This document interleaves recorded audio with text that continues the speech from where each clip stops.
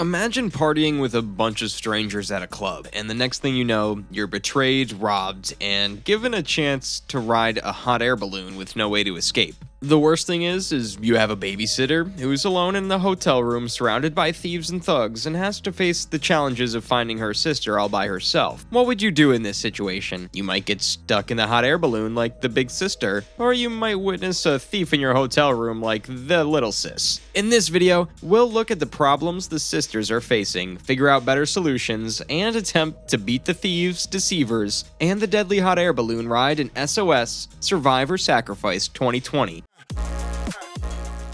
We see two women trying to survive in a deadly sea with the help of an empty gas cylinder, but how did they even get there? It all goes back to a day when Native American Kate and her Russian sister Elizabeth, aka Liz, land at an airport in Cyprus for a work trip.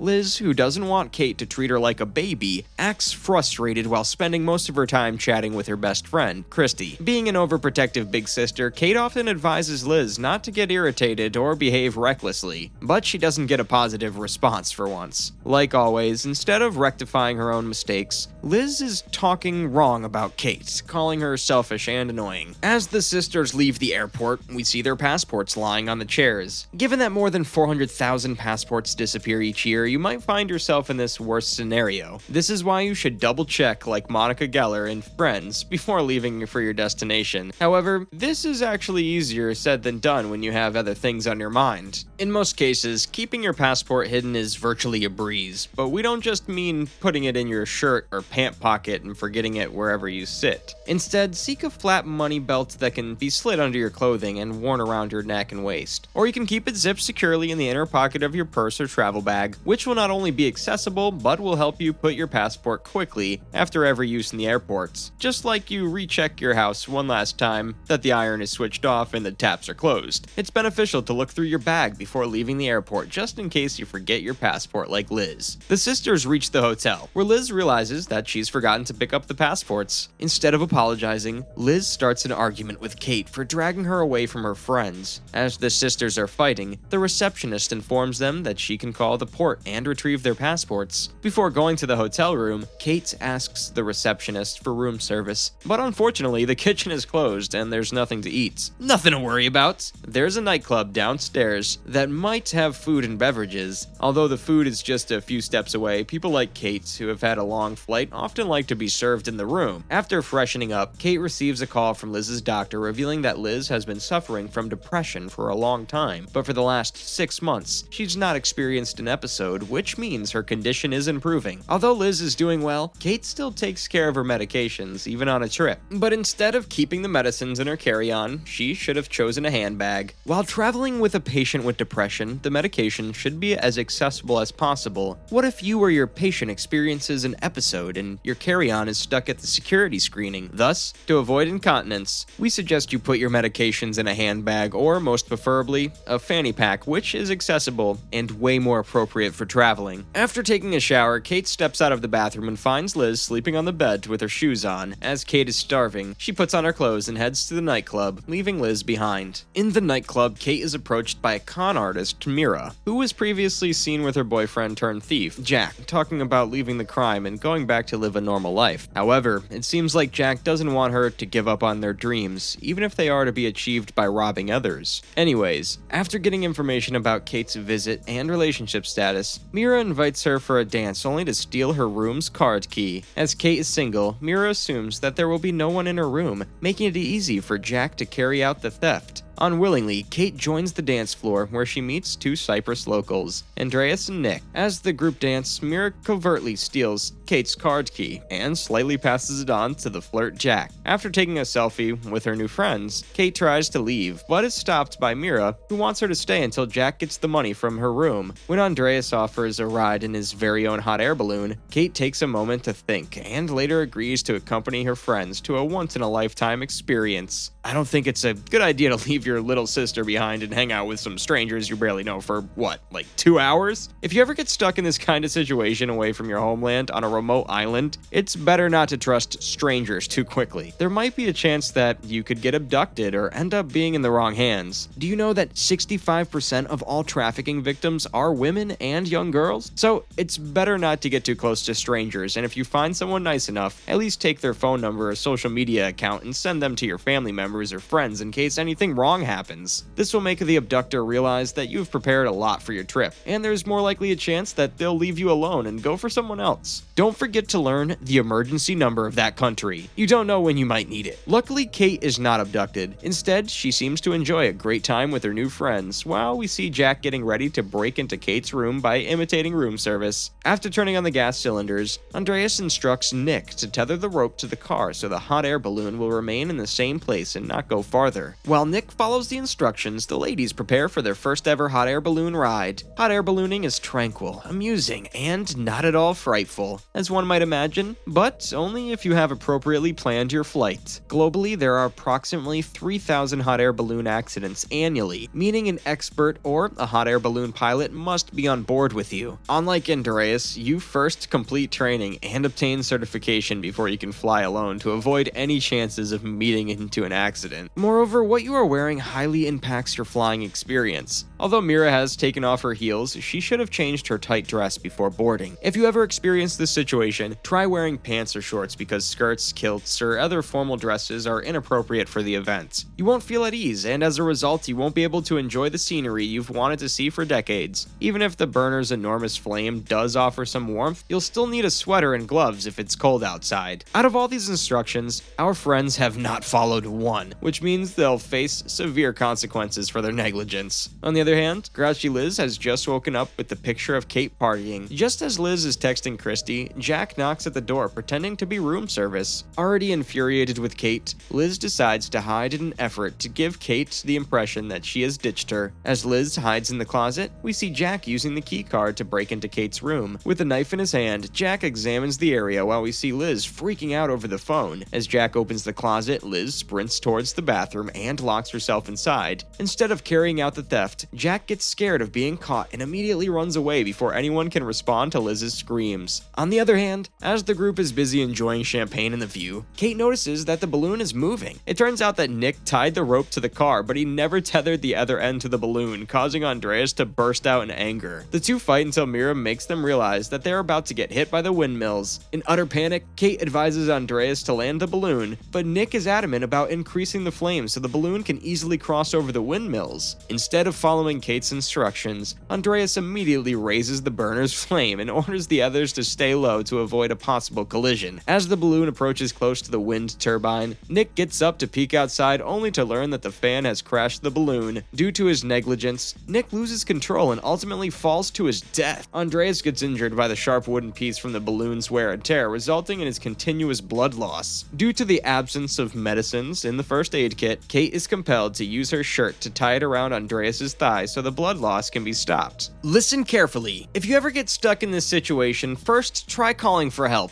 Unlike our cast members, you must stop fighting and focus only on getting out of trouble. Until the help arrives, it's suggested to stay low in case you're approaching electric wires or wind turbines like here. You might have seen what happens when you do not follow the instructions and stand up before the danger is gone. There's a big chance that you'll lose control and stumble to your death. So if you want to beat this situation, call for help, focus on your plan, and stay low. And don't forget about rechecking your first aid kit before boarding the balloon. A basic first aid kit contains plasters of different sizes and shapes, sterile gauge dressing, safety pins, disposable sterile gloves, tweezers, scissors, wipes, sticky tapes, antibiotic and rash creams, and painkillers for all age types. For a critical ride like this, paying attention to your first aid becomes essential unless you want to get injured or killed like our cast members. While Kate comforts Mira, we see Liz sprinting out of the bathroom and informing the receptionist about the recent robbery attempt in her room. On the other hand, being scared of getting arrested, Jack calls Mira on the answering machine and scolds her for ruining the plan. According to Jack, if I get arrested, there will be no us, which means their criminal alliance will also be over. After regaining consciousness, Andreas reveals how he's not permitted to fly the balloon because he doesn't even own it. It turns out that Andreas used his boss's hot air balloon only to impress women. What? What have you done, Andreas. Mira explodes in anger and even hits Andreas, but there's nothing more she can do about this whole messed up situation. Without wasting more time, Andreas finally admits that he's not a pilot but knows everything about aerostat, which might help them land safely. However, according to Mira, if he knew everything, Nick wouldn't be dead, and everybody else wouldn't be on the verge of drowning. Kate instructs them not to argue but to think about landing the massive balloon. As the balloon is above the sea, there's no way they can land without being drowned because the basket and the balloon weigh 400 kilos, enough to submerge them in the depth of the sea. The only thing they can do is use the warm air so the air movement can drag them back to land. If you ever find yourself in this scenario, don't ever think of jumping into the water. When jumping from great heights, the water feels as hard as concrete. You will strike the water's surface quickly if you fall from a significant height. In fact, you'll move so fast that the water won't have sufficient time to back off and splash, so you'll strike it hard and suffer bone fractures, ultimately resulting in your painful demise. So, jumping into the sea is a straight no. To beat this situation, you can turn off the gas cylinders, allowing the air to become cooler and causing the balloon to drift downwards slowly. And if you know how to swim, it will be easy for you to get rescued by an incoming boat. However, if this is not the case, try to avoid landing in the sea. As time passes, Kate gets more and more concerned for her sister, who's alone in the hotel. Now Mira knows that she and Jack are in danger of getting caught by the police. Suddenly, Kate witnesses a boat in the ocean, igniting a fire of hope in her heart. The friends successfully draw the boat's attention, but unfortunately, the passengers think that Kate and others are waving at them, so they wave back at them. Andreas, who is critically injured, gets up to join Kate and Mira, but ends up getting drowned in the sea. As Kate and Mira are crying over Andreas' death, they see the boat leaving. So what, they can't communicate through their voices? Kate devises a plan to use the balloon's banner to draw the boat's attention. As the poster is too low to grab, Mira hangs down from the basket while Kate holds her tight. Soon, Kate manages to write "Save Our Ship," abbreviated as SOS, with her blood. But the boat has gone too far, which means all their hard work was in vain. I want to comment on something here. First, why did people keep waving at Kate and Mira and not notice an alive man falling? The second funniest scene in the movie is Mira bending all the way down to reach the banner. However, she could have used the small square opening in the lower part of the basket, which could have helped her grab the poster without doing much work. After some time, someone takes Liz seriously and calls the cops, but they still think that either Liz is hallucinating or she's lied about the thief. Instead of looking for Kate, the hotel has called Miss Sophia, who will take Liz to child protection until Kate returns. However, Liz is adamant about not leaving Kate, who might be in danger. Liz shows our child protective investigator how Kate has sent her a location before disappearing, which means she has not abandoned her. When Liz insists on finding Kate, Miss Sophia finally agrees to it and decides to visit that tourist location sent by Kate. On the other hand, one cylinder is finished while the other needs a matchstick to ignite the fire. As there is no lighter around, Kate fills the condom with vodka and exposes it to the sunlight, creating a magnifying glass effect. Using this simple trick, the girls light up the gas cylinder, turning the hot air balloon back to fly mode. While praising Kate for her intelligence, Mira reveals how she was trapped in a backward area and never got a chance to study and become a strong woman like her. To seek help, the friends get the idea to burn some pieces of fabric to create smoke, which will help draw civilians' attention. Sophia and Liz reach the tourist spot, where they find a video of Kate and her friends boarding the hot air balloon. To confirm the location, Sophia calls the pilot, whose phone number is on the poster, and learns that the pilot is on vacation with his family and now wants to report the balloon stolen. Instead of thinking that Kate has ditched her, Liz worries about her sister's safety because she knows that Kate will never leave her alone. With the assistance of a balloon cable that connects the basket to the envelope, Kate and Mira manage to get the phone signals. When Kate sends her location to Liz, the phone's battery dies, leaving the girls alone to die in the sea. To see if Kate is alright, Liz finally persuades Sophia to visit the seaside, where the hot air balloon is believed to have gone with the airflow. Kate and Mira have finally landed on the sea, but without a life jacket or a boat, they won't be able to survive longer. Seeing death in front of her eyes, Mira bursts into tears and confesses how she and her boyfriend planned to break into Kate's room by stealing her key card. Kate is not angry because Mira deceived her, but she's more concerned about Liz, whom she left alone in the hotel room. While Sophia is busy talking to her friend over the phone, we see Liz sneaking out of the car only to use the lifeboat to find Kate. Sophia is forced to join Liz in her rescue mission. As they get away from the seashore, the boat begins to leak, revealing that it has a hole below. With no other option, Liz seals the hole temporarily with Sophia's phone. I know it doesn't make sense, but there are a lot of scenes in the movie that don't make sense. If you ever find yourself in Sophia's situation, try calling the cops, the emergency department, or the Coast coastal guard before stepping into the sea with an old dinghy. With their assistance, you'll quickly find your loved ones before they're drowned to death. Later, distressed Kate and Mira witness a cargo ship coming towards them, igniting a hope of being rescued in their hearts. However, they don't know what they might face. As the ship gets closer, the women finally realize how stupid it was to seek help from a giant metal piece. Due to its large size, the captain and other passengers cannot see the small things nearby, resulting in the drowning body getting crushed in no time. To avoid this situation, try moving away from the cargo ship as fast as possible. It is more horrible to get hit by the bow of cargo than it sounds. In addition to being struck by a large metal item, there is a possibility that the ship's bow and hull are coated in razor-sharp barnacles, which will slay your body to pieces. And if you luckily pass these barnacles, you'll more likely end up being crushed by the ship's giant propeller. Thus, if you want to add a few more hours to your drowning life, try swimming away from the cargo at all costs. As Sophia and Liz approach the middle of the sea, they use air honking to draw Kate's attention. Although the women are away, they can still hear the honking. Unaware of the fact that this is Liz, Mira uses her grandmother's lucky mirror to reflect the sunlight and finally manages to attract the lifeboats. Soon, Kate and Mira are rescued due to Liz's determination and persistence. After years of hatred and negligence, Liz finally opens her heart to Kate, who is also over the moon to see Liz again. You hate your relatives until they are gone far away from your sight, and when you realize their importance in your life, it gets too late, and you lose them forever. A family doesn't need to be perfect, it just needs to be united. And once you are united, you'll be the happiest person on earth, surrounded by love, sincerity, and compassion. So, this was all from SOS Survive or Sacrifice. Hope you enjoy the movie. Catch you guys again next week. Peace out, and thanks for watching.